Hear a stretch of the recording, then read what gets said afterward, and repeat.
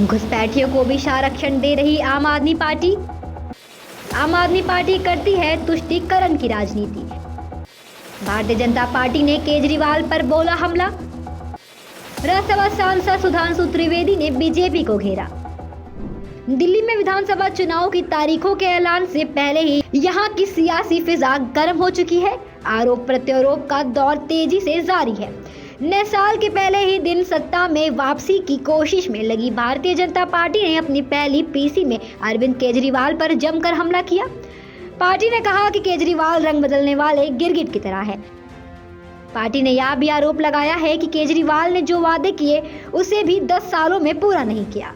नए साल की शुरुआत में बीजेपी की ओर से राज्यसभा सांसद सुधांशु त्रिवेदी ने साझा प्रेस कॉन्फ्रेंस करते हुए अरविंद केजरीवाल और आम आदमी पार्टी पर निशाना साधा है।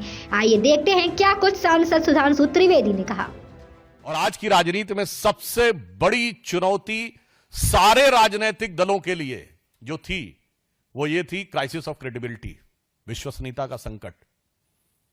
एक विचार आम जनता में बना है कि राजनीतिक लोग जो कहते हैं वो नहीं करते हैं। भारतीय जनता पार्टी और एनडीए ने प्रधानमंत्री श्री नरेंद्र मोदी जी के नेतृत्व में इस विचार को बदला।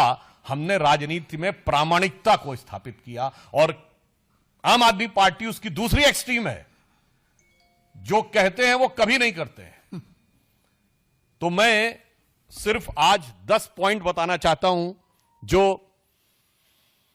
आम आदमी पार्टी और केजरीवाल जी ने कहे थे और उसका यथार्थ क्या है। उन्होंने कहा था कि जो लटकते हुए तार हैं, अनसेफ इलेक्ट्रिक वायर्स, उनसे वो मुक्त कर देंगे। आज ये सवाल इसलिए है कि 10 साल उनको सरकार में हो गए, उससे पहले भी 2013 में भी उनकी सरकार रही थी। तो 10 साल से अधिक रहने के बाद दिल्ली में लटकते हुए बिजली के तारों की स्थिति यह है कि 26 वर्ष का एक नवयुवक 23 जुलाई 2024 को उन लटकते हुए बिजली के तारों की भेंट चढ़ गया। दूसरा, उन्होंने दावा किया था कि 24 आवर क्लीन ड्रिंकिंग वाटर देंगे। और अभी जब गर्मी आया तो लोगों ने देखा कि उत्तर पश्चिम दिल्ली और बाहरी दिल्ली के क्षेत्रों में किस ढंग से पानी को लेकर हाहाकार था। और पत्रकारों ने भी जाके देखा। चलिए, आप नेताओं की बात पे, राजनीतिक दलों के कार्यकर्ताओं की बात पे विश्वास न करें कि वो उसमें किस प्रकार की दुर्गंध आती थी जिस पानी का प्रयोग करना पड़ता था। फिर इन्होंने कहा वर्ल्ड क्लास एजुकेशन सिस्टम देंगे, यह दावा किया।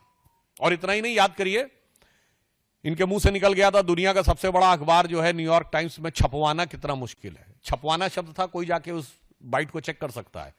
तो पहले तो पढ़े लिखे मुख्यमंत्री को यह नहीं पता था कि दुनिया का सबसे बड़ा अखबार न्यूयॉर्क टाइम्स नहीं है, दुनिया का सबसे बड़ा अखबार है जापान का यमुनो शुमरी।